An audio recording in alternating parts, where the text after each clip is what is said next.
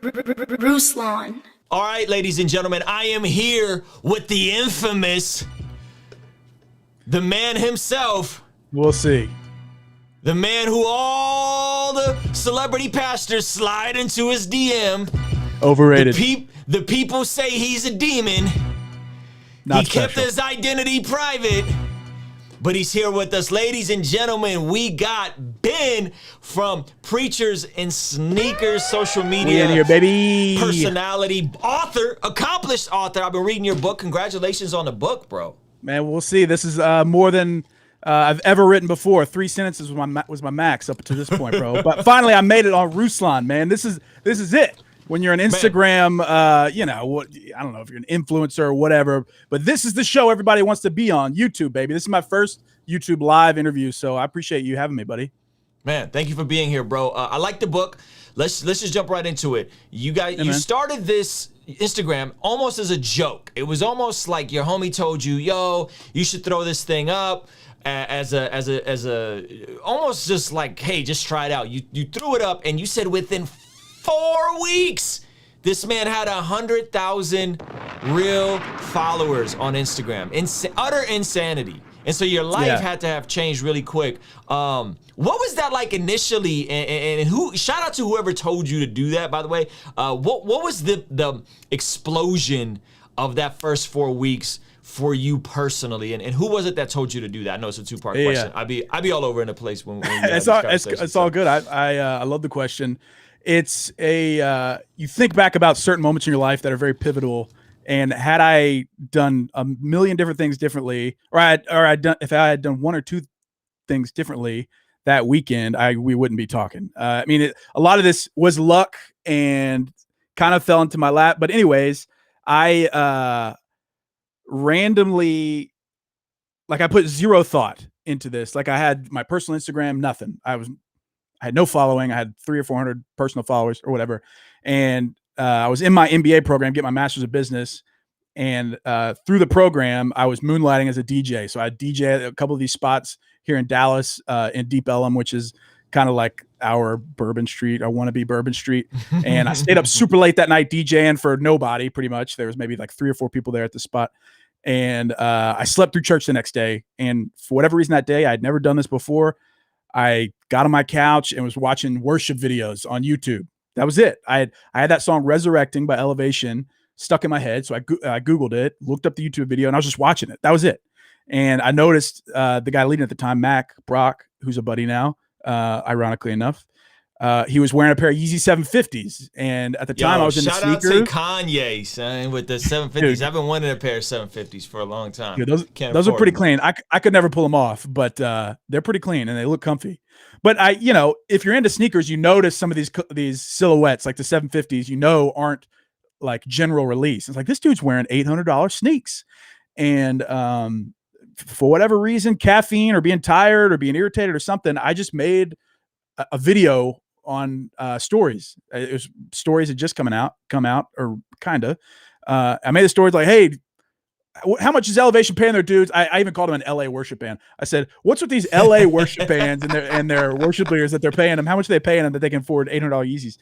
And that was it. And YouTube started the algorithm, like you talked about earlier, pretty powerful. Yep. Started serving up related videos. And I saw all these pastors and worship leaders wearing some of the same stuff. And I had no idea that this even was a thing. I grew up in the South. I grew up in Louisiana and live in Texas now. And I just started making videos like, hey, did y'all know these shoes are worth $1,500? Did you know these shoes? This pastor's wearing $500 shoes. And then my buddy, Seth Jones, who's a DJ and producer in LA. Yeah. We used to play in a worship band a long, long time ago. He texted me. He was like, dude, everybody in LA dresses like that. There's all these churches in LA that basically have this culture. If you did an account just doing that, what you've been doing, it could be the next viral thing. I was like, okay, bro. Like everybody tries to do an interesting thing on social media. Everybody's kind of got a good idea and tries to make it a thing. There's no reason my thing should have been a thing, but for whatever reason, the timing and my format, I guess, spoke to people. And what I eventually started doing was reposting pastors' photos and then juxtaposing the picture of how much they were worth, either resale or retail. And everybody lost their minds. And in 4 weeks, doing just that, no marketing, no ads, no lead gen. All I was doing was screenshotting stuff using the Layout app and putting the StockX listing next to it, and people lost their minds. And so, yeah, 4 weeks in, I had 100,000 followers, and people were getting real pissed, and media, like mainstream news, were asking what my angle was, that kind of stuff. And so, yeah, it was bonkers. Yeah, and the reason you got into sneakers initially was because you said you had a buddy who was in the NBA and just like hooked you up with a bunch of shoes. Who was your buddy in the NBA, if you don't mind revealing his identity? Because people are probably mad at him for hooking you up with all this shit. Justin Holiday, who plays for the Pacers right now, he's a shooting guard, and he's one of my best friends. And it's totally random. He was playing. I was in Europe on deployment when I was in the Marines before business school, and I was on deployment in 2015. And he was playing. He got picked up from his European team by Golden State. This is the first year they won, and he got a kind of just like a equipment only deal with Nike, and he basically gifted my wife and I a bunch of sneaks and hoodies and stuff for my birthday. And that was the first time I'd ever given any thought to sneakers. So like, I can't claim OG sneakerhead status by any means, but I've been into it for 6 years or so. And started following sneaker Twitter and started kind of reselling some sneaks and everything. And so, yeah, I mean, shout out to him. He's done nothing but bless us. And so, yeah, he's a big part of why I know anything about sneakers. Yeah, I think that's funny. Now, you said you were in the Marines. Were you ever stationed at Camp Pendleton down here in San Diego, or in the Navy base in San Diego? Nah, I wish. I was on the East Coast at Camp Lejeune, North Carolina. Everybody wanted to be in San Diego, be here in sunny San Diego. We got the dopest military bases, man. San Diego is a very interesting town because of the 3 military bases. Big military bases, too. That's how Words the best Played weather, too. ended up out. Yep, and the best weather as well. Words Played. Okay. Shout out to my guy. That's my guy, man. I love Words Played. Okay, him. So let's start with this idea. First of all, kudos on your part. Congratulations on the success. Congratulations on the book.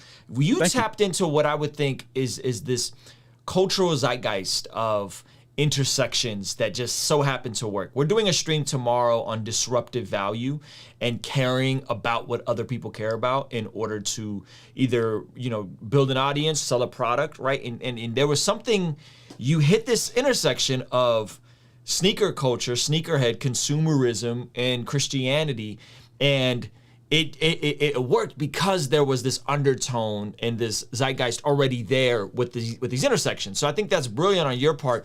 But when it comes to call out culture, right? Because you're kind of like accused of like, oh, that's call out culture and what have you. The ironic part, and I'd love to hear your thoughts on this, but the ironic part to me is, if someone posts something on a public forum and I react to it, that is not gossip, or call out culture to me. But that's kind of like the connection, it almost seems like, right? So like, if Stephen Furtick decides to wear $1,000 Versace shirt, and you recurating that doesn't call him out. He's literally sharing it for the whole freaking world to see. And Stephen Furtick, by the way, I used to really love his preaching, is one of the worst when it comes to just dress. I always crack up when you post stuff with him, because this man, he needs a stylist. Goodness gracious, somebody needs to dress.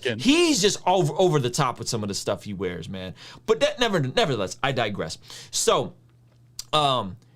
what is your thoughts on this idea of like call out? Because to me, call out culture is almost like a dismissal of what you're doing, or what the crew does, or some of what I do, I guess. Like, if someone is publicly, it'd be different if we then went inquired or like found something, them shopping for $1,000 shirt, right? You know what I mean?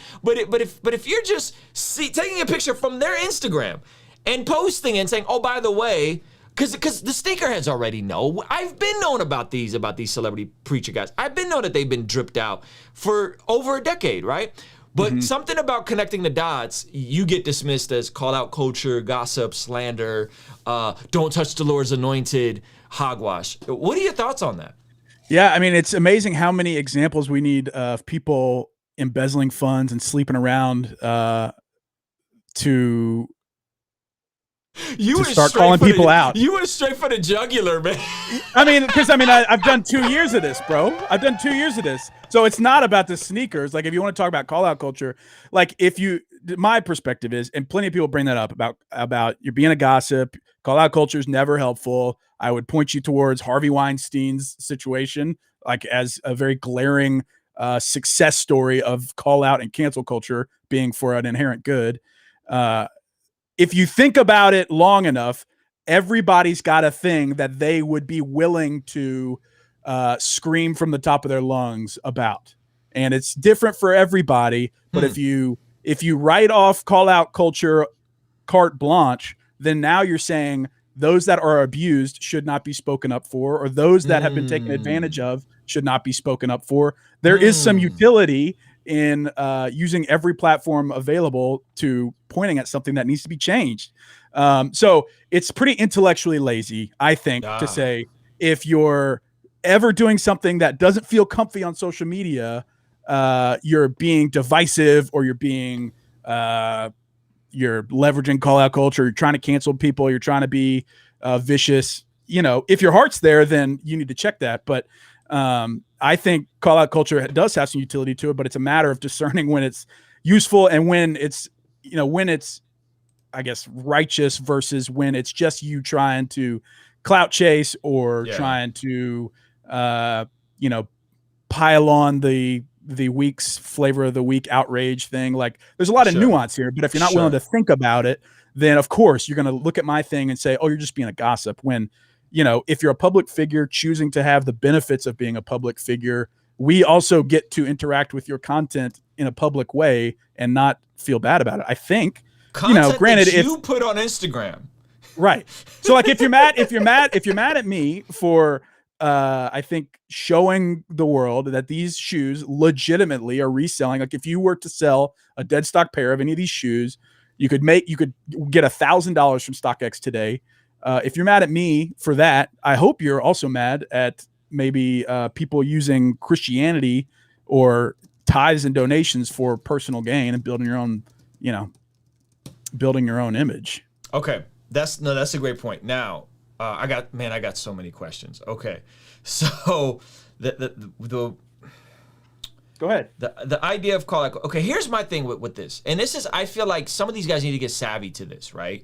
Meaning that if you own your truth and you are transparent about where you are with whatever thing you have, right? Hey guys, I like clothes. I like expensive clothes. And you know what? I've sold millions of books. So guess who gets to buy expensive clothes? Right? Mr. Stephen Furtick, because he's sold millions. It's none of my business if he's spending book money on his clothes. Respect, for sure. Right? Or whoever these guys are. Or, hey, guys, man, I'm going through a tough season in my marriage. I need to step back. Or I think what happens with these pastors is they're so insulated, and then they almost detach from reality. And it's like you're trying to be this like private person where anybody that, I have zero desire to be a pastor. I have zero desire to be a celebrity pastor, let alone, because that just sounds like a massive headache. But anybody that watches my channel knows that, like, oh yeah, Ruslan's into shoes. You know what I mean? Ruslan gets triggered and be blocking people sometimes unnecessarily on YouTube. Yeah. He turns up, right? And sometimes we don't know if he's being entertaining or if he's really in his feelings. Like, and I'll be transparent. Oh, guys, I'm in therapy, right? Because I want to own my mess. Not as like this like preemptive, in case I have a moral breakdown, but just so when you see me in public and you see me in some $400 or $500 Yeezys or Jordan 14s, it won't shock you. And I have no problem with telling you exactly how I got it. Yo, I went through a time where I got into shoes and I started flipping and I started buying stuff from my local Nike employee clearance, not employee store, clearance store. We have one in San Diego, one of like a dozen in the country. I started flipping, took that money, bought the shoes I wanted. I still have like $600, $500 in my GOAT account, right? So I have no problem with sharing these things with people. But what I think what's frustrating for folks looking on the outside is that you're out here dripped out. Respect. If you out here getting the bag, you getting your speaking bag, you getting your book bag. Respect. You out here living this lavish lifestyle, and you want to like not address how you're getting this bag or how you're living like a freaking Kardashian. Really? And you're a pastor? That's the frustrating part. So like, just keep it a buck, fam. Like, yo, I got this bag from doing this. And we'll talk about the particulars of how because not everybody's just out here spending tithes on shoes. Yep. We want to clarify that in some of these brothers, because I'm connected to a lot of these dudes indirectly or directly. That's the frustrating part. So my question for you, I just said a lot. I don't know if you want to chime in on that, but this is leading to a specific question.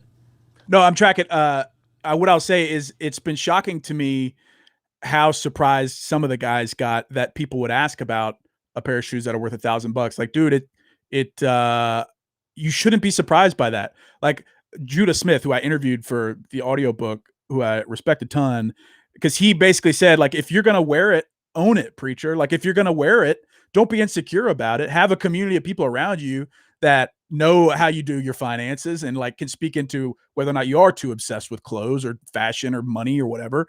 And if you're keeping it a buck with them, then who cares what people say on the internet? Like, maybe there's some legitimacy to the critique. And if so, take it to your community and address it, but don't be insecure about it. That's the worst way to address some of these things. So yeah, I'm with you on that, bro. And shout out to Judah, because I feel like Judah is pretty A1 when it comes to just being transparent and stuff. And he's in that like celebrity circle. But from my interactions with him, he's always been solid in A1, even though he's dripped out. Respect to Judah. He one time he said, "I don't buy clothes, I buy outfits." And I was like, yo, respect to Judah Smith. Put some respect on Judah's name.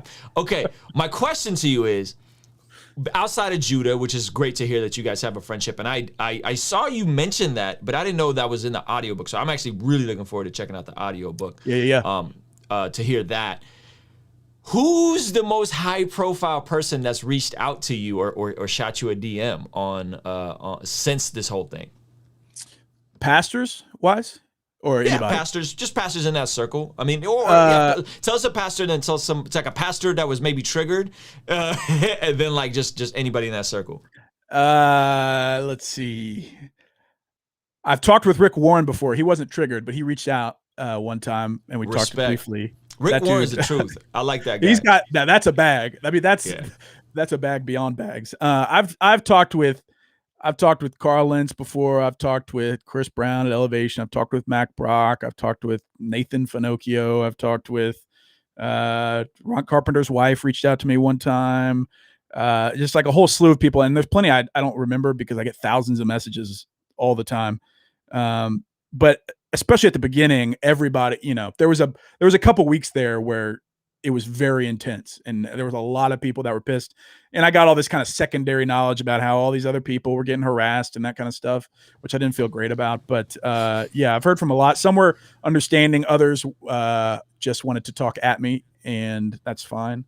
But now it's like a respect, right? Now it's like a respect. Like what you do is helpful. It's like watching CoffeeZilla call out scammers on YouTube, right? Shout out to CoffeeZilla and The Drip and them calling out scams on YouTube.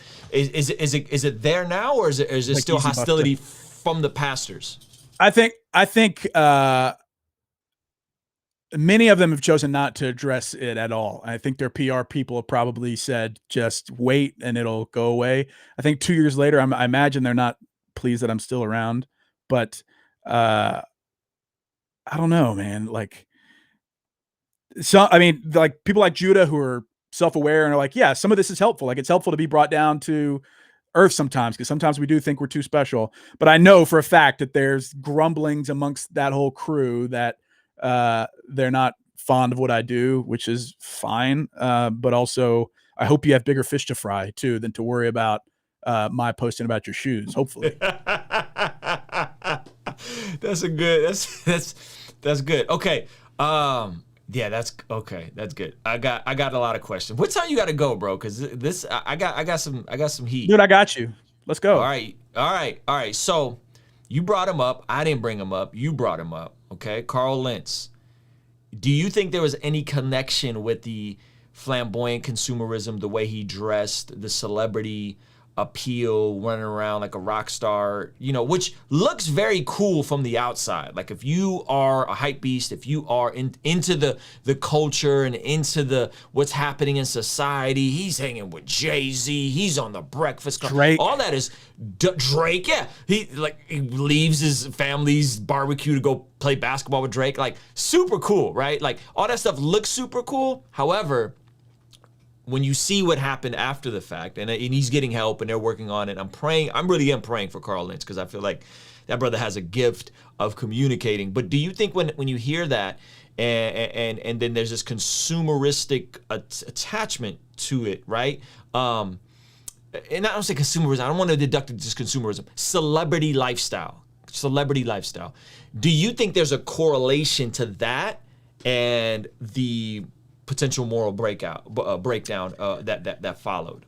I don't know if it's as much about the stuff as it is about the environment. And I'll say this, Carl was kind enough to reach out pretty early on, and he heard me out, and we spoke on the phone extensively, basically telling him where I was at, because I didn't, you know, a lot of this fell in my lap. And so I really didn't have a strategy or a plan or really like a theology for this kind of thing. It was just like blew up and I had to react to that. But him and I talked within weeks of starting the account, which is crazy to go from just being nobody and using your iPhone and then having some of these larger than life names reach out to you for a thing that you did on Instagram. It's a really weird deal. I think there's the thing that concerns me more than even living a celebrity lifestyle or anything is the structure of churches now that are not, I don't know, associated with a denomination or something, where you have these massive, like multi-million-dollar corporations with several different profit verticals that are run by a pastor couple at the top, a husband and a wife that essentially make all the decisions, that disperse all the funds, that have pretty much no oversight. And I think that's a bigger issue, where it's like, we hope that everybody's living above board at that level.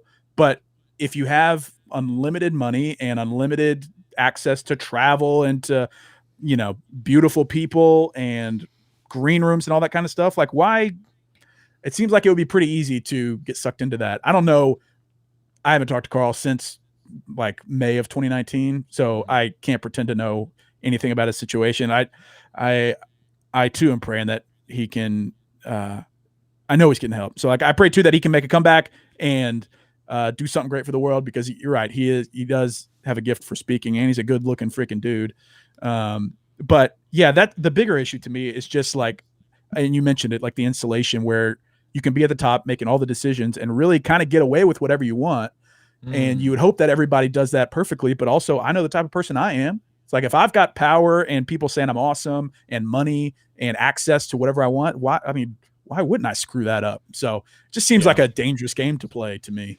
Yeah, man. And the one of the most wild things I heard Carl Lentz say was, he said something along the lines of like, yeah, I don't really do sermon prep. I do sermon prep when I'm hooping. And I was like, well, we could tell, like, because the messages just be so shallow sometimes, right? But he's just such a dynamic communicator, but it's like, this man just writes his sermons in his head while he's playing basketball, right? And that was like that was like a red flag, but I just kind of tucked it away, didn't think anything of it. And now on the other side of this, it's like, oh man, sheesh, it's a bummer, you know. And can some of this be prevented with regards to the structure of the churches? I like that you said that, because the structure of the churches, I think, is important, which in your book, you bring up this intersection of capitalism, consumerism, and celebrity. And you said capitalism is the system that we live in. Consumerism is what capitalism makes us, which is consumers, right? And then celebrity is honestly our heart's natural default to elevate certain people into positions of power. Or to strive for that. Or to strive for that, right? Similar to the children of Israel wanting a king, right? Yeah. Instead of having God as their authority, they wanted a king. And it's really interesting. And I remember hearing Jordan Peterson talk about this idea with Andrew Schultz, and he said, that's a combo right there, bro. Oh, that's a great interview. Schultz and Jordan Peterson. Such a great interview. I love Andrew Schultz. Yeah, and they were having this discussion about greatness and power, right? And how some people are just powerful because they're powerful. And Jordan Peterson kept saying, no, the people that have power, we actually want them to be great at something. And therefore they have influence, they have power, they have access, right? But in our society, it doesn't always work that way. There's people with power and influence who aren't necessarily great or proficient in anything. They're just famous for the sake of being famous, the whole right? Paris Hilton thing, yeah. Yeah, and so you take this combination of celebrity culture, capitalism, and consumerism, and you get this new system of church where you got, what is this, 8-9 figure budgets, or no, you said 7 and 8 figure budgets, or did you say 9 figure budgets? 9. 9 is 9. No, wait, 9 is. That's hundreds of millions. There's hundreds of millions of Isn't that 9? dollars. 9, yeah, that's 100 million. Yeah, There's a church with $100 million budget. There's several here in Dallas. Each year, take in over 100 million, have a budget that is the same amount. I mean, it's just like all those things. I mean, I get it's a trickle effect. I get how we got here, but all those things are at play in all of our modern churches right now, and it basically turns church into a whole lot of stuff that doesn't matter, and we spend a whole lot. Just if you think about the dollar signs that go into putting church on a Sunday, all the music, all the people, all the tech, all the air conditioning to fill these massive buildings. Like, it's just so much money and so much emphasis on something that isn't exactly scalable and is affecting people that are there to consume for basically entertainment in a lot of ways. It's just, I want to be the type of person that asks the question, is there a better way to do it? Like, I'm not a hater. Like, I go to a church that has all that stuff here in Dallas, and it's served us really well, and we've been able to serve there too. I don't think being big is a bad thing, but I think if at a macro level, all of these things are at play that are distracting us from actually following Jesus. And I just want people to start to pull at that a little bit or strip it away. Yeah, man. And that's what I'm saying. Like, because now that is the norm of how churches are built. And so then my question becomes is like, does some of these guys just kind of fall victim to it? Like, this is the this is the new normal. This is how we build things. This is what it is. If you're a popping pastor, you can't build a church and then go plant smaller churches or say, hey, we're going to get to this size. And after this point, more people isn't more success. More people is more headache. More money is not more happiness. It's more headache. It's more stewardship, right? So we're going to plant more churches, but no, you don't plant churches. You got to plant satellite churches, which all then revolve around the personality of the pastor, right? Because they become the brand. That's what attracts new people. That's what attracts donors. And if your theology is based on one dude at the top, that's eventually going to fail you, and your theology is going to disappear like a freaking mist, because dudes are going to fail you. And how many times do we have to see dudes fail us for us to not reconsider us continuing to put a guy or girl at the very top and risk severe fallout? Like, there's just so much at risk here, I think. So someone in the chat asked, has it become a business? And clearly it has. The question is it good? Right? Because I don't have a problem with a church being on top of their business. If a church is stewarding their money correctly, if a church is taking care of their staff, if a church is taking care of its people, and I have an example that I want to bounce off of you.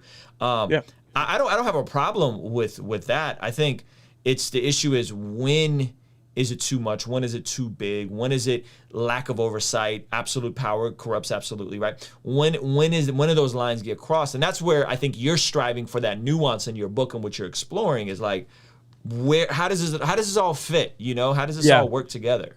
And a lot of us just haven't even considered it. Like, we've accepted all these norms as the status quo. Like, this is what successful church looks like: bigger buildings, more people, beautiful people, better production, book deals, money or music licensing, all that, like commercial real estate, all this kind of stuff. But nobody's asking, like, hey, who's saying that this has to be what a successful church looks like? And it very quickly can turn into a business. Now, again, throughout the entirety of my account, I hold to that. I don't, much like you, I don't have a problem with people making money. I think pastors should be compensated well. That's a hard freaking job. And I've got my MBA. Like, I want to make a profit. Like, I believe being profitable drives innovation in a lot of ways. I don't vilify anybody for doing that, but I think if our church is the way by which we make all of our profit, I think there's something there that, like, I think God cares if we turn his house into a marketplace. And if it's all about securing the bag and, growing more and getting more music licensing, all that kind of stuff, dude, it's like, we got to reevaluate some things. That's interesting. So before I get into some of the particulars of different types of churches, and I think churches that are doing well and churches that different models and this whole bit, I thought that it was extremely ironic that the people that were sending you these wild DMs telling you that you were going to hell, you were sending other people to hell because you were leading people astray. I would expect those types of messages from the fundamentalist crowd, like the angry turn or burn, or even just stand on the street corner type dudes.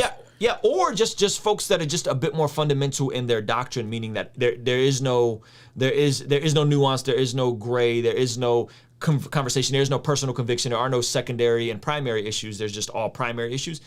I think those people seem to come off that way, right? In my opinion, like my caricature of a fundamentalist, where they would be more angry. However, in your case, you're not going at these fundamentalist pastors. You're going at these like really kind of moderate, relevant, cool guys.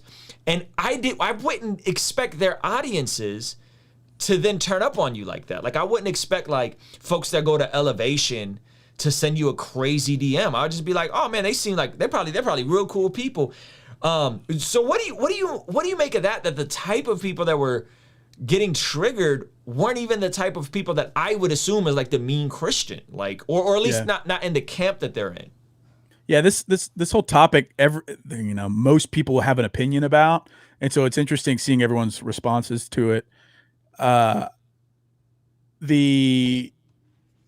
Sorry, I lost my train of thought about the Elevation people. So what I was going to say is, you can very quickly see who idolizes who when you post about somebody, because those are the people who are having their idols basically questioned, and they feel a responsibility to defend this person of which they did not ask for their defense. But if you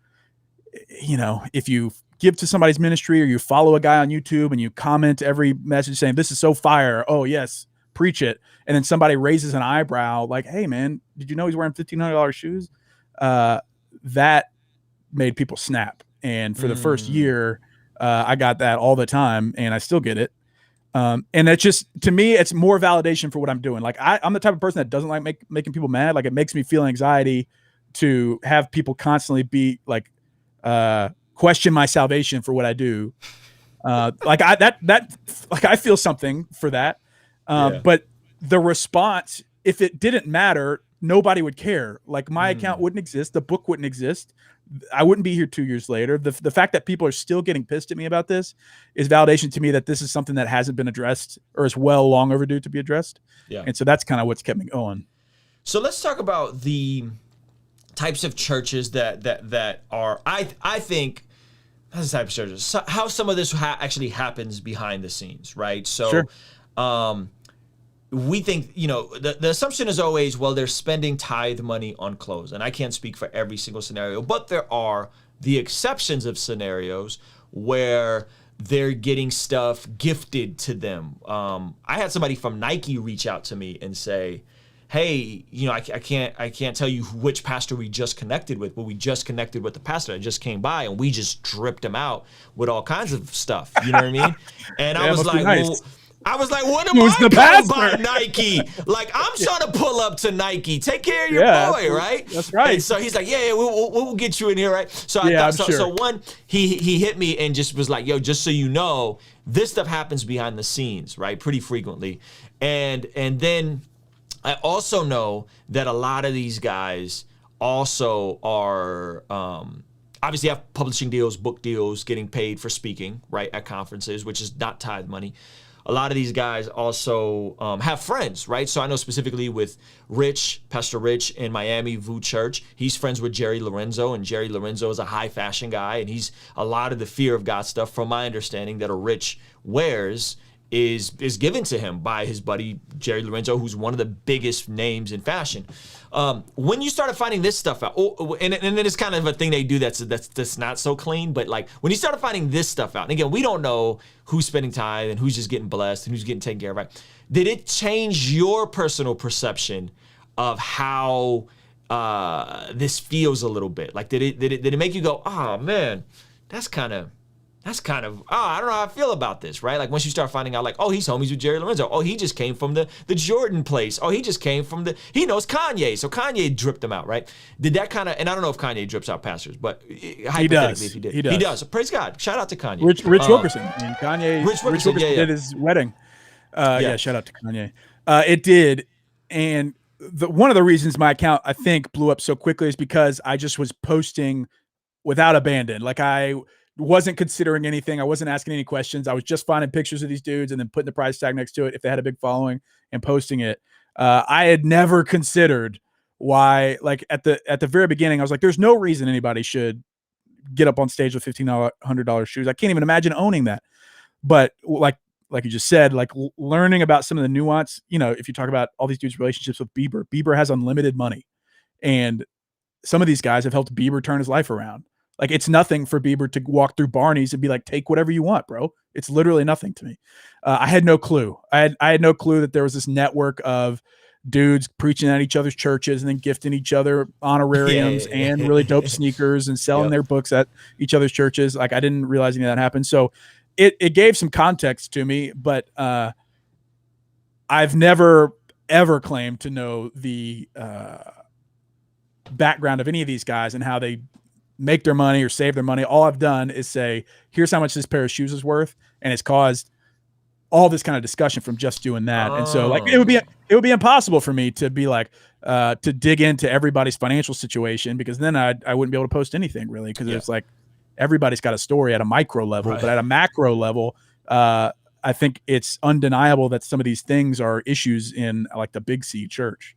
Yeah, so you do acknowledge that it did kind of change your heart a little bit in terms of like initially it was just like, oh, why is he wearing $1,500 shoes on stage, to like, oh, okay, I didn't know all some of this background stuff, right? Gifting each other expensive sneakers is hilarious, by the way. Like, yo, we're just gonna give you some $1,000 shoes, and it's party on the church card.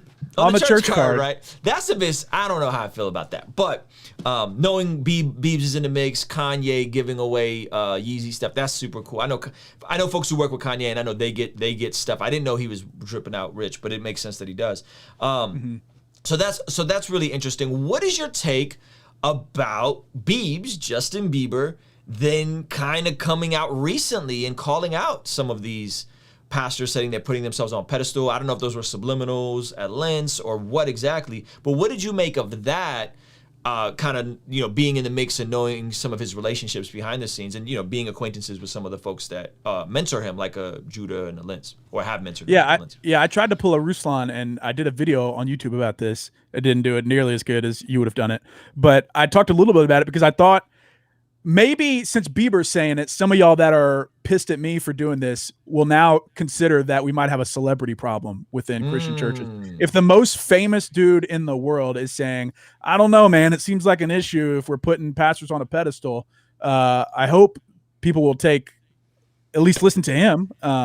Granted, he's still growing in his faith and all that kind of stuff and working through things. Like, I don't know much about his spiritual walk or anything, but I thought it was interesting that he would he didn't have to speak about any of that stuff to GQ or whoever he was doing that interview with, but he did. And I think that was telling because, I mean, this man has unmeasurable influence across the world. And he took the time to talk about how we as Christians put pastors, I mean, he says pastors put themselves on a pedestal. I think there's an additional thing where we also put these dudes on a pedestal. None of these guys would exist if we weren't demanding this type of content or this type of personality in our churches.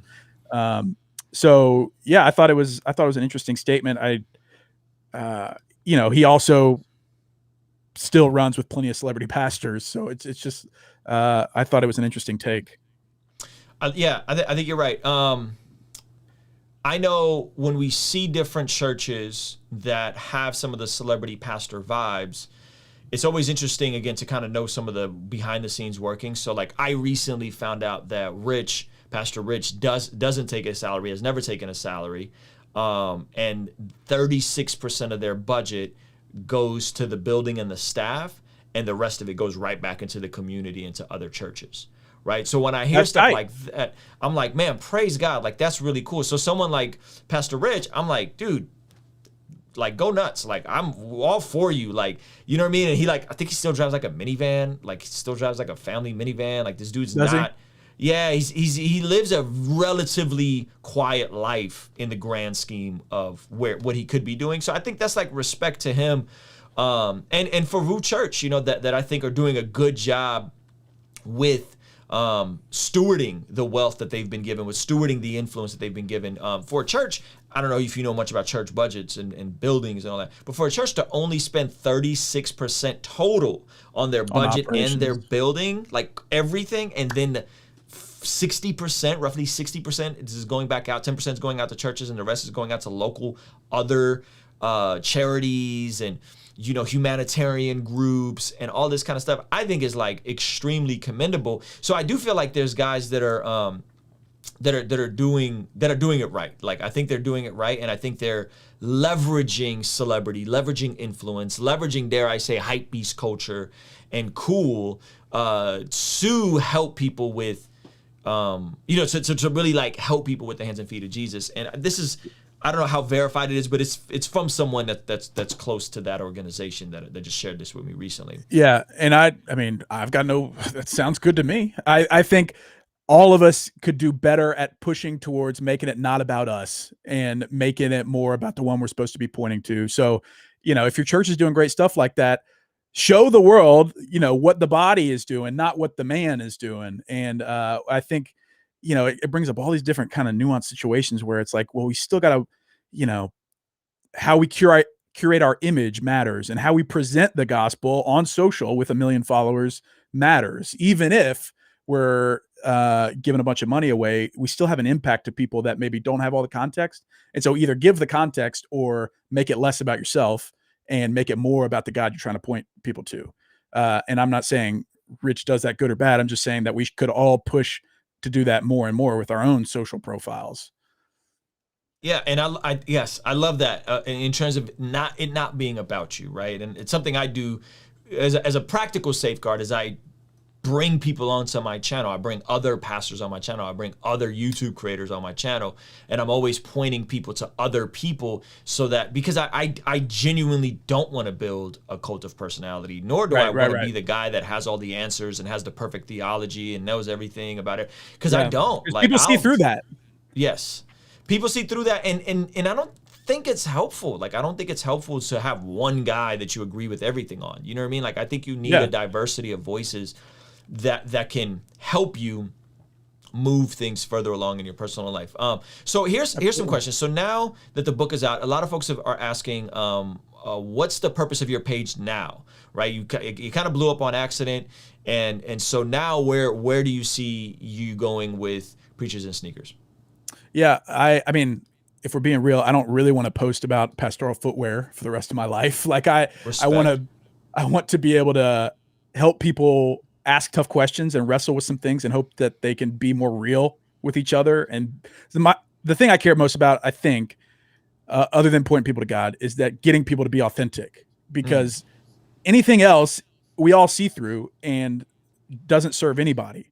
And so if I can get people to, by wrestling with some of these questions that maybe are secondary or tertiary issues to some people, if that pushes people to reconsider their own lives and how they can present themselves more authentically and be real about their situation and their finances, and be real about what following God is actually about, following Jesus is actually about, and it's not like a vending machine. That's the most I think I can hope for the account. Like, eventually I would love to not be just like screenshotting freaking StockX listings. I would love to push people to audit their own lives, and then eventually, push for more authenticity in their own churches. So that's kind of a vague answer, because it's not a vague answer. I think that's a good answer. I think that's a really good answer. Authenticity. And I don't know what that looks like specifically, but that's what I'm pushing towards. I'll tell you what it looks like. I'll tell you what it looks like for me personally. I think seeing your page has made me reevaluate my relationship with consumerism, and has made me reevaluate how I spend my money, and what do I actually find value in, right? Yeah. And when I really sat down and thought about it, me. Yeah, like when you say that means a ton to me for you to say that.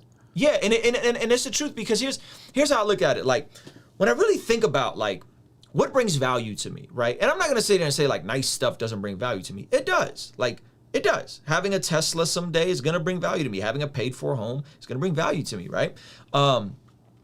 With shoes, what I discovered is I really just said, what do you actually want, Ruslan? Like, what do you actually like, right? Do you really like everything you think you like? And is it about quantity or is it about quality, right? And so having gone down this path of sneaker culture and hypebeast stuff and whatever, I was like, dude, I like a handful of shoes. I like Jordan 14s. I like Yeezy 350s. I think I like 750s, but I'm like you, I don't know if I could pull them off.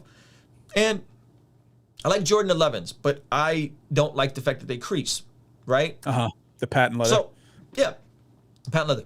So I flipped on Go, and I bought stuff from our local clearance store. One, that was good for me to do. And by the way, flipping shoes for anybody that's like trying to find a cool side hustle, if you're in a city with a Nike clearance store or a Nike refurbished store, is a good hustle from a product standpoint, because you start paying attention to detail and understanding why certain shoes are valuable and why certain shoes are not valuable, right? Because when you hold the shoe, you look at it, whole nother conversation, but it's a good side hustle. And I know you flip a little bit as well. Absolutely. So I walked through the process, bro. I walked through the process. I built up my GOAT, and then I bought everything I wanted to buy. And I have 4 pairs of Jordan 14s. I have 2 pairs of Yeezys 350s, and I have a pair of Jordan 12s, and I think I'm about to get another pair of Jordan 12s, public school edition. And I have a pair of 11s that I think I'm about to sell because I don't like how they crease, right? Going through that process and getting what I wanted showed me that I actually didn't value it as much as I did. Sometimes getting what you want will reveal to you that it's not really all it's cracked up to be. Like it that's was a life cool. lesson right there, bro. Yeah, and it was like I needed to go through, and thankfully I didn't just go spend whatever it was, 3-4 grand out of my pocket on it, right? I went and hustled and flipped, and it was a learning tool as well. And dude, I legitimately feel liberated from consumerism having gone through that process, right? And so now it's like, I don't want no designer clothes for what? Stuff isn't gonna do that for you now. Yes, and it's stuff isn't gonna do stuff for you. I know that I'm better off wearing my own merch and building my own thing instead of wearing Gucci or Louis or Nike or whatever. Wearing an asset, yeah. Right, yeah. I could invest in my own brand, and shoes is just kind of like, man, it's cool, you know what I mean? But I'd rather be this is gonna sound wild. I'd rather be a minimalistic shoe head and have like the shoes I really love. I really love 350s. I really love 14s. I really love 12s.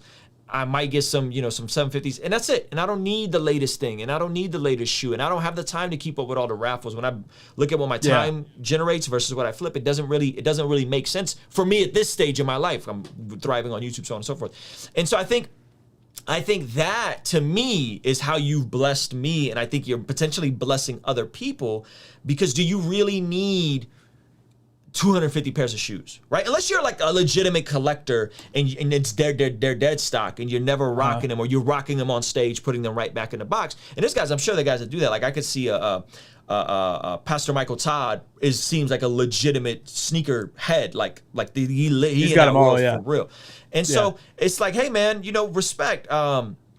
Respect, but it was good. It was good for me to walk through that process, and so I think that's a tangible way that what you do adds value, and I think will liberate folks from consumer. And I don't know if it's gonna do that for the 21-year-old, bro. I'm 36. You know what I'm saying? And by the way, I still get my son nice shoes. He still has Jordans.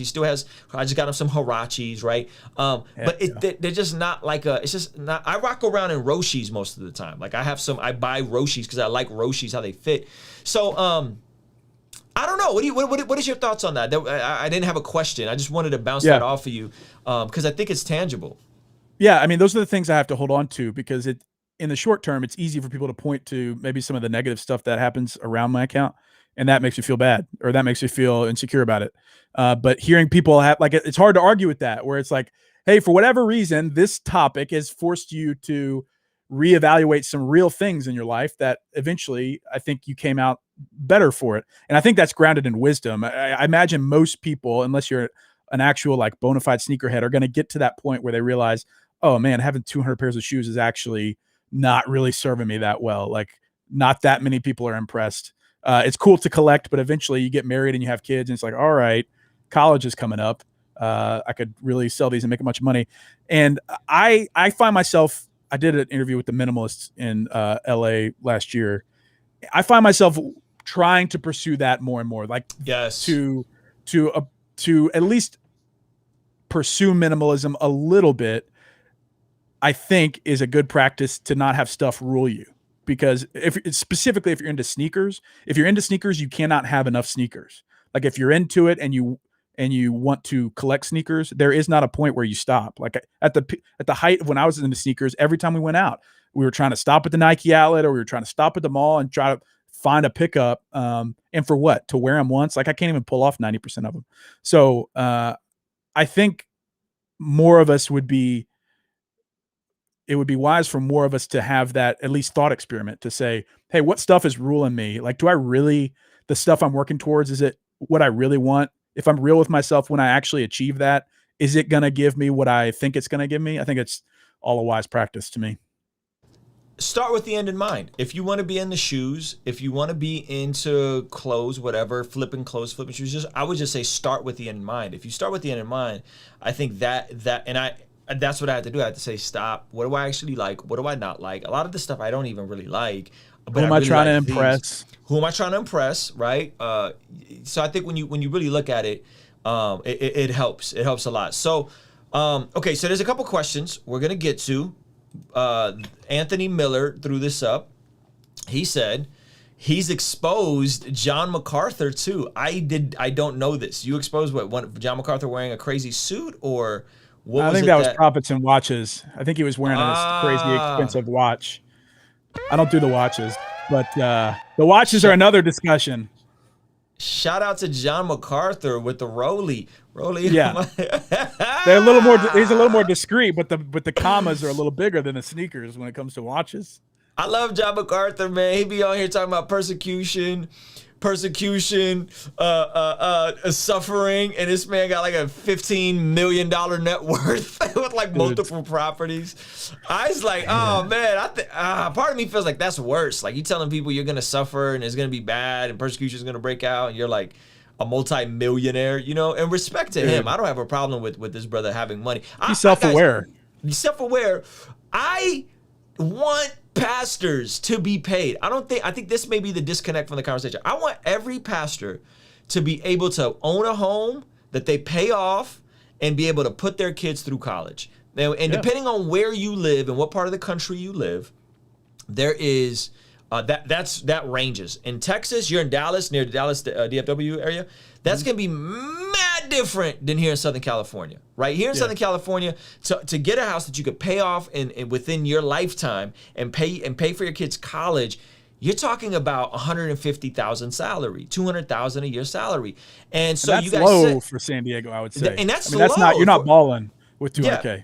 And that's low for San Diego. So it's like this idea of like, well, you feel a way about somebody wearing sneakers, but if I'm gonna keep it a buck with what I think a shepherd should earn to be able to provide for his family, be able to own his shelter, own his home, because that's what a home is. It's just your shelter, right? And to be able to pay for his kids' college and nobody goes without need. Because the amount of stress these pastors are under, the amount of hats they have to wear, they got to be a freaking TED Talk speaker every Sunday. They got to be available to lead a staff and to be a freaking CEO. And they got to be a counselor and a therapist for some people. Like, that is one of the toughest positions that I think anybody can have, which is why I want zero parts of ministry, by the way, guys. So don't ever ask me if I'm ever starting a church or going back in ministry. I'm not. Unless God shows up to me or my wife in a burning bush. Zero. I'd rather be the guy in the marketplace that can earn the money to help my pastor buy the building so that he doesn't have to stress out over it, that we don't got to take out a 50-year mortgage and we could get a building and pay it off, right? That's my heart for it. So let's segue into this. So someone asked, this is a good question. Where is it? Lovey G asked, what's wrong with pastors wearing $1,500 shoes? Sincerely. So this is a good question. What's wrong with pastors wearing $1,500 shoes? What do you think is wrong? And I'll give you my answer because I think we agree it's nuanced. Guys, this entire conversation is nuanced. If you're here looking for like a fundamentalist, black and white answer, you're not going to get that with this conversation. But Ben, what do you think is wrong with a pastor wearing $1,500 shoes? Yeah. In a vacuum, it's neither good nor bad. But now when you start talking about, well, where is he preaching? How is he presenting himself online? How is he presenting his message in line with what he's wearing? Like, you start talking about what you wear sends a message, even if it's an unfair message, even if it's a message that you're not intending to send. People are watching, and if you're a massive public figure we're talking about the like massive public figure types. I think a pastor, like a no-name local pastor that's shepherding his flock, it's a different discussion about wearing $1,500 shoes. I don't even care about that. I mean, because he probably has one pair of shoes, and I promise he didn't buy that with tithe money or whatever. But we're talking about the guys with millions of impressions, immeasurable reach. They have to, I think that you should consider what you put on when you start talking about the message of Jesus. Because if you're flippant about it, then you're basically saying, it depends on how you define the role of pastor. If you think a pastor is called to be someone that shepherds the flock and points people to God, at a minimum, it's distracting. At a minimum, it's causing people to ask, hey, dude, what? I think rational people would be like, how is this guy wearing shoes that are worth my mortgage payment? And even still, it might not be wrong, but I think it's something worth considering. And if you're surprised people are asking about that, then I think that's naive, because the world we live in is very cynical, very analytical, and you don't want to be controlled by people online or the opinions of strangers, but also you want to serve strangers. You want to serve those that you're trying to minister to, and you have some element of responsibility for not being a stumbling block. So if there's somebody out there that is truly distracted or is truly like feels excluded because they can't afford that type of thing, or feels like they don't fit in because they're not beautiful or have expensive designer clothes, I think if as a pastor and somebody that leads a flock, you should care about that kind of thing. So again, it's impossible for me to say that it's wrong for you to own $1,500 shoes. Like, that's not the point. The point is it wise, or is it, in the context of your ministry, is it the best possible decision? I'm not the person that can say ever it's always wrong or always right, but I think I can say that you should think about it. I think it's more about the look and, like you said, wisdom. So if someone is coming from a place where you know that it's tithe money, like you know that it's tithe money, I don't think that's a good look. I don't think that's a all good the prosperity dudes, like the bona fide prosperity dudes. I've got a different conversation for, because I got no patience for that. And those are the guys that literally are living like lavish on the tithe dollars or donations. Yeah, I think when you're talking about tithe money intended for the pastor, for the church, for the preaching of the gospel, for the edifying of the saints. If you're thinking about the money being given to the local storehouse, those of you guys that believe in an actual tithe, and then you find out that your pastor is taking an exorbitant salary, right? Like, let's just say your church has $1 million budget, which isn't that crazy, right? You got 500 people, you got $1 million budget, and you find out your pastor has a $700,000 salary, right? Now, some of you guys might be like, yeah, that's fine. Okay. Average person is going to be like, well, pastor eating up 70% of the budget. You know what I mean? So I think it's more so of the look, and then again, and maybe this is a subjective truth for me, having gone through experiencing some of that materialism and realizing that it's not everything it's cracked up to be. When you go through that process, you go, you can understand the mentality of someone who would want to wear $1,500 shoes, and where is that coming from? And I'm not saying they shouldn't. All I'm saying is, listen, just communicate. Like, just respect, communicate how this is being. I don't think a pastor needs to tell them what they're making, what their salary is. I don't think any of that stuff is necessary. But I think communicating and being transparent is going to be way more helpful. Because here's what people aren't understanding is then that perception of that pastor on sneakers and preachers and sneakers on that Instagram, that perception of that pastor, they're going to carry that into their local context. And they're going to take that and project that on their local pastor. And they're going to think that the person with the 500-person church is also, was he really making? Am I really comfortable with this, right? So it becomes a black eye on the position of a pastor in some ways, right? So I think that's the discretion, because none of this stuff is in a vacuum. And so, and it could get in the way of people giving. If the assumption is this is going towards $1,500 shoes, are people going to be as likely to give? I think they just could create more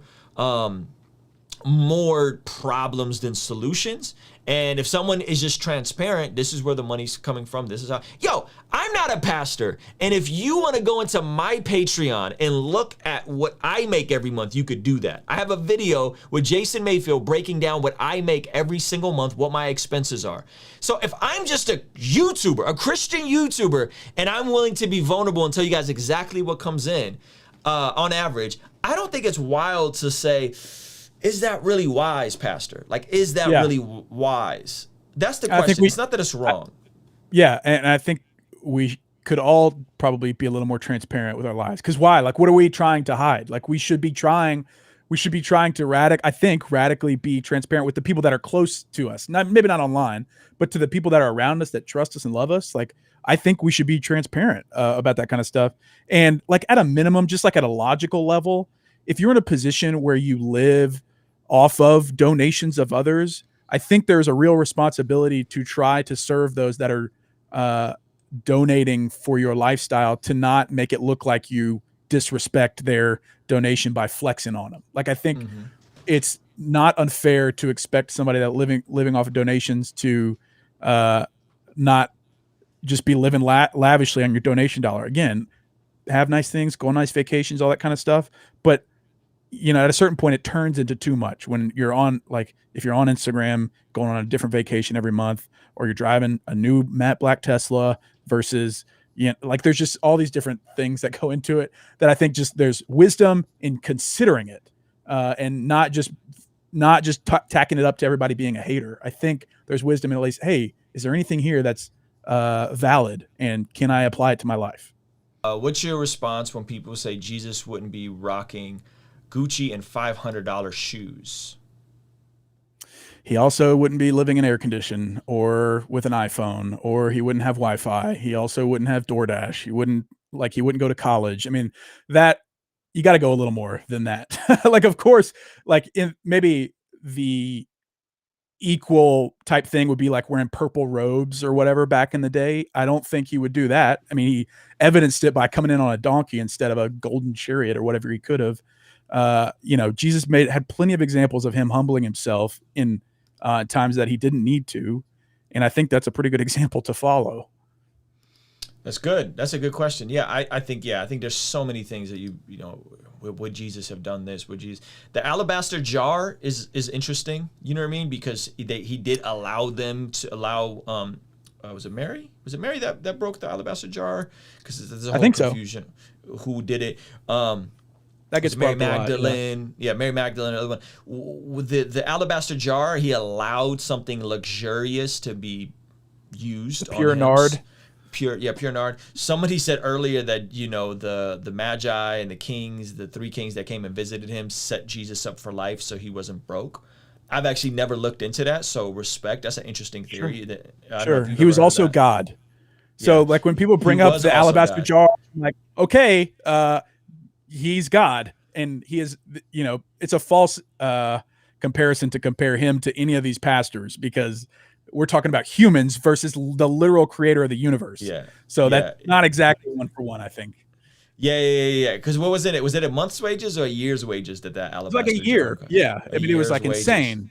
Yeah. $60,000. So look, Jesus has $60,000 perfume poured on his feet. What's wrong with rocking some $1,500 shoes? Sure. You know what? Let's just not think about it past that. You know what? It's fine. Everything's fine. Said they rolled dice for his clothes when he was crucified. It was expensive clothes he had. Yeah, he had like a seamless tunic or something that was apparently really expensive or really like well made. Also, he was God. That's interesting. Yeah, and also he was God. We got to keep going. Also, back to we that, can have right? nice things. Like, Yes. people equate the comment section to what I believe or what I stand for, and it's just not the case. Like, plenty of people come in the comment section to say it's always wrong to do this, or no pastor should ever have $500 shoes, and I'm like, dude, it's impossible for me to say one way or the other every single time if it's always wrong or right. I mean, like, I'm not a moral relativist on some things, but this kind of thing, you kind of have to be relative in a way. For sure. Shout out to JP. He said the alabaster jar was worth a year's salary. Wow, that's crazy. Yeah. Thank you for reminding us of that, and thank you for the super chat, bro. It won't go to Yeezys. I promise you that much. Let's hit some more of these questions, and then we're gonna wrap, guys. Here's an interesting one. Should churches sell anything like T-shirts, coffee, etc.? What are your thoughts on that? I don't have a problem with it. I actually think if somebody's gonna go to coffee and you can make get coffee, Starbucks, whatever before, and your church can do it just as good, if not better, why would you not have that? If you can, as a revenue stream, I think that's brilliant. What are your thoughts? Yeah, our church here has a really well-known coffee shop, and to me, as a rule, I think the point it becomes distracting is when it becomes a problem. Like, if it's something that serves your community, people at our church at Watermark, there's all hours of the day, people are having community type meetings, one-on-one type meetings, counseling type meetings in this coffee shop. That seems to serve the community really well and to build up the body. But, once you start talking about turning it into having the best baristas or having the best beans, like, come on. Like, now you're trying to turn it into an actual like vertical that's gonna, I don't think it's wrong to make a profit, but once you start focusing a ton on the coffee shop, bro, and not pointing people to Jesus, and I don't think those things are mutually exclusive, but if you start caring too much about the coffee shop, that's when I think it's going to be a problem. If it's distracting. Word. I shout out to Chris Durso Saint Church in New York. They've always crushed it with their merchandising, and I've always thought that it was fly. And so now they have this shirt that says every saint has a past, every sinner has a future, or something like that. And their merch is just so fire. Like, and they've consistently done really good stuff. And I think, hey, if you make fire stuff and folks want to buy it, and it's not just folks in his church, it's folks outside of his church, folks buying it. He has an audience. He's put out books. I think it's super dope. You know what I'm saying? And I think there's a place for it. Oh shoot, I think there's an element. I've talked with Chris before several times too. Yeah. Have you? You've put him up, right? You've put Chris up before. Yeah. And did he feel a way about it? Yeah. He is sneakerhead for real though. Chris is a sneakerhead for real. Yeah, no, for sure. And I think he found a deal. Anyways, outside of the profit side of it, I think there's an element of exclusivity or exclusion that can come from doing the whole merch thing, where it's like, hey, we're doing it better, or like, the people in our church, we're set apart as we were supposed to be set apart as Christians. Like, there's another element of, hey, outside of just being Christians, we're super excluded. I mean, this is kind of like, it's almost not even worth talking about, but there is an element that has been brought up to me that people feel sometimes excluded with the merch thing, especially when it's like limited drops and it turns into the same kind of like resale type culture. That's something that I hadn't considered until I started writing this book, where it's like, oh, some people feel excluded if they're coming into a church where everybody's wearing the same logo or the same brand, or they feel like it's hard to I see what you're saying. approach, or it's hard to afford. Like, some of this stuff is starting to get pretty expensive. And I know of one church specifically that I won't say, but at one point basically couldn't qualify for nonprofit status because they were making so much money on merch.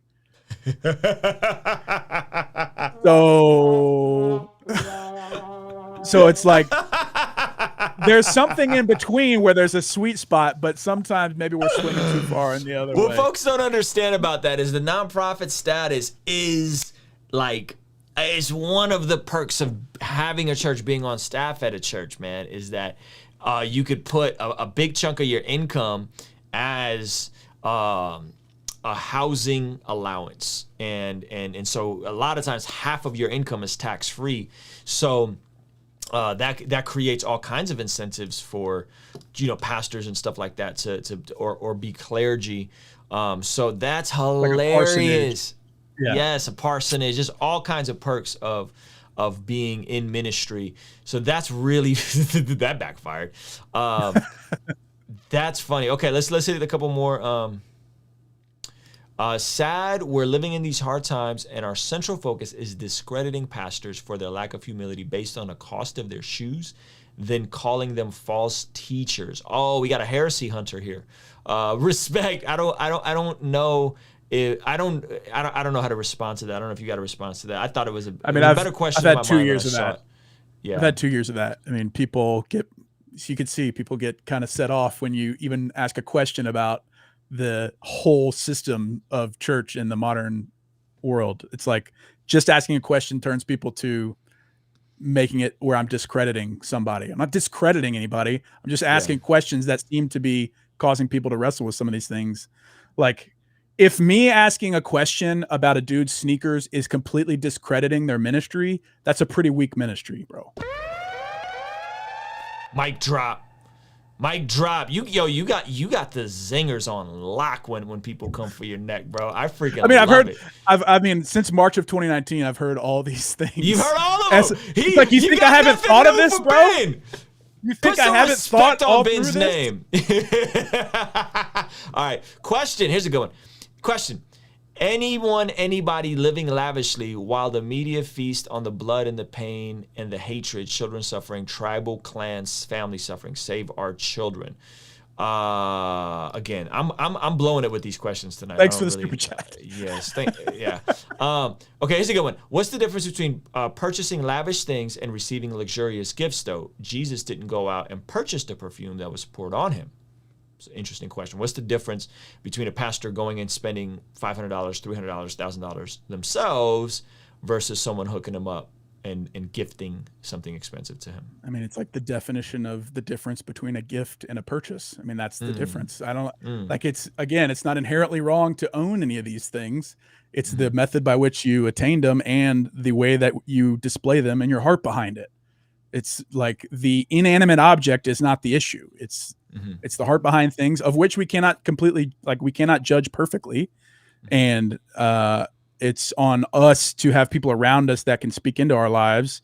I think there's an element of being able to point to things in the public about public figures, but I don't think it's a hard question, because it's like, there's nothing wrong with purchasing an expensive thing or being gifted an expensive thing. There's just like other elements to it that make it an issue sometimes. Yeah. I think, again, guys, we're not saying that nice things are bad. We're saying, one, you're a public figure. Two, you're technically clergy and have all kinds of tax incentives. Three, people are giving to what they believe to be as ministry. It's a little different than what they're giving, believed to be ministry, is going to luxurious items. That is the distinction. I bought my pastor a pair of Jordan 11s, took a picture and sent it to you guys, and you posted it. You know what I'm saying? Yeah, because I was like, not on the grid. You posted it on the story because I thought it was funny. Like, we laughed about it. You know what I mean? It's just like, as you should. Point, people got to stop taking themselves too seriously. Were they the cool gray 11s? No, they were the tents, the Jordan 11 tents. Okay. You're a public figure, man. Grow up. Like, it's not that big of a deal. You know what I'm saying? It kind of comes with the territory. I mean, I got to deal with it.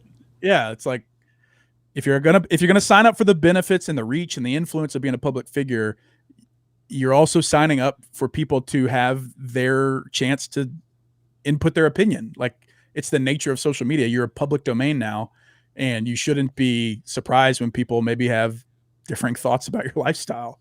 People do it to me all the time. Yeah, and by the way, guys, some of you guys are asking the same question. Ben does come from the resale culture. Hence, that's how he's able to find which sneakers are worth more than others. He said that at the beginning of this. He said that in his book. Okay, so let's not keep rehashing that. He just told you guys he was flipping sneakers, selling stuff. People think I spend StockX. hours like researching this stuff. It really takes like literally 38 seconds because it's not. None of it's obscure, or most of it's not obscure. The designer stuff can be obscure, but the off-white ones are pretty distinctive. Like, it's pretty easy to see some off-white ones. I think those things are hideous, personally. Yeah, I could never do it. All right. You could buy an '08 Honda for one. Talk about the media, publishing, book deals, ghostwriting, etc., and the average person thinking that pastor is actually writing these books, not to mention their own sermons. Bang, bang, bang, bang, bang, bang. Fired, Scott.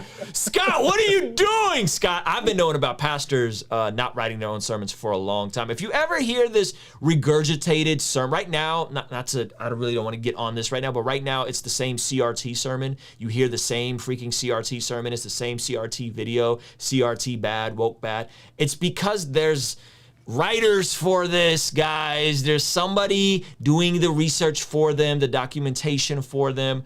I've known pastors that have had teams for them. So it's, yeah. Anyway, I don't know if you want to talk. Scott, you pulling out, you really trying to reveal who the wizard is, huh? Yeah. I mean, there's so much here. It's like, it's kind of a self-licking ice cream cone. Like you can build a congregation and then build a big social following, and in turn have a team of people that can write a book for you, slap your name on it, and then become a New York Times bestseller. Like it's a pretty good deal for the guy that's getting and the way that. They become New York Times bestsellers also, like, that's a finesse in and of itself. You guys could look up what Mars Hill did and how they got a New York Times bestseller. The whole thing is a dog and pony show in a lot of ways. Yeah. You see, it's just a lot. There's a lot here. And it's, where I probably have to go soon, but there's so much here that has spawned just from dudes wearing sneakers. And so that's what I want people to at least give a thought to, because many people just want to write it off as either me being a hater or write the other side off as them just buying into celebrity culture and living lavishly off tithe dollars. I think both sides need to give some thought and not just like alienate the other side because they have their own preconceived notions about stuff. Respect. Let's wrap up with this. People want balance. Sorry I couldn't get to all your guys' questions. There's some good ones in there. Somebody said that they went to a school and you could wear no brands at that school. Does that kind of become legalistic and religious, right? How do you define balance? And I'm going to give you guys my thoughts on balance, but how would you define balance? How do we have nuance? How do we be gracious yet ask good questions, yet give people something to think about? Because I think what Preachers and Sneakers was for me, and I'm just going to speak for me, it was a mirror. It was a mirror into the heart of my own consumerism and my own idolatry with stuff, and with kind of looking up to some of these guys like they were the man. You know what I mean? Yeah. And so it was helpful for me. What would you say is a healthy balance to have in all this?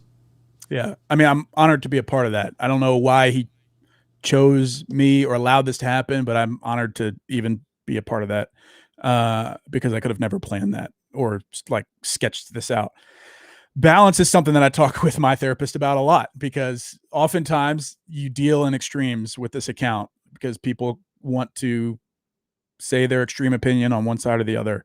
And that's something I'm always trying to pursue. I have to go back to the moment things start to own you, where you're more worried about your stuff or your money or how you look or your appearance to people or how people receive your message. If you're more concerned about that than serving the God you claim to serve or pointing people to Jesus, that's something that you need to reevaluate. And it can be money. It can be your job. It can be a hobby. It can be your service to the community. Anything that's to an extreme probably needs to be reevaluated. And that's not something I do perfectly. Like, I have an obsessive personality. And so oftentimes I'm spending hours and hours a day on Instagram, and that's not moderation. And that's something that I have to constantly fight against. And, the opinions of others are something that I oftentimes value too much. And that can be to my detriment. So I think the biggest thing to me, is people need at least one or two people around them that can lovingly speak truth to them and not be scared to say exactly what needs to be said in that situation. So if you care too much about your job, if you're neglecting your family, or if you're spending too much on sneaks or whatever, if you have a couple people in your life that can say, hey bro, dude, you need to chill the heck out, bro. Like, you need to do worse at your job and go serve your family. I think that is a huge key in achieving balance. I think, because oftentimes we can tell ourselves lies, and we can, in our heads, we can say we're doing the righteous thing, but oftentimes an unbiased or maybe an objective outside opinion can be helpful to achieving that. That's about as good as I can get for self-help. I love how you brought that back to community accountability. I love that you said avoiding extremes. Ecclesiastes actually tells us to avoid all extremes. You tied that into mental health, and you having a therapist. I'm have a guy I meet with virtually every other week. It's very helpful. And guys, be praying for Ben, because you got a book out. This is all relatively new to you, and you just talked about the wide extremes that you get in your DMs, that you get in your freaking comment section. So that has to take some kind of toll on you. So I think we should definitely be praying for you, praying that God continues using you, because he's used you in my life, man, which is super dope. As a closing thought, what I would say, guys, is hey, outside of any of this, I want all of us to honor God with our time, talent, and treasure. And to me, the most reasonable way we do that is by not running up consumer debt, by not being a hype beast and spending irresponsibly, because a lot of folks do that in this culture. And if you want to jump into this, man, I think flipping and Goat and StockX, and if you have a Nike clearance store, is a great way to actually learn business. We're both business guys. We're both entrepreneurial, right? So I think it's a great segue to develop some useful skills with understanding consumer behavior, while at the same time not becoming the trick. That's right. Don't get tricked out, guys. Don't get sucked into this stuff, because ultimately, I think it's cool to have nice stuff, but when nice stuff has you, it's no longer cool. And you've now became the trick. You've now became the consumer. And so I think all of it is with moderation. My biggest application point to you guys is go honor God with your time, talent, and treasure. Figure out a way to get out of debt, to have some useful skills. And if you want to get nice stuff, I want you to have nice stuff. I want everybody here to have the shoes they want, and to have the house they want, and whatever, but not at the expense of being irresponsible, not at the expense of neglecting your family, not at the expense of being a derelict with your finances, and not at the expense of being generous and open-handed with your finances, being willing to give and be generous. So, Ben, thank you so much, guys. Check out the new book, Preachers and Sneakers. I'm loving it. I'm about to check out the audio. I can't wait to hear that interview with Judah. Bro, thank you so much for being here, man. I appreciate you, brother, and I'm gonna let you go now. Ruslan, thanks, buddy. I'm a big fan. I appreciate your time, buddy. Appreciate you. King's Dream Entertainment. Ruslan.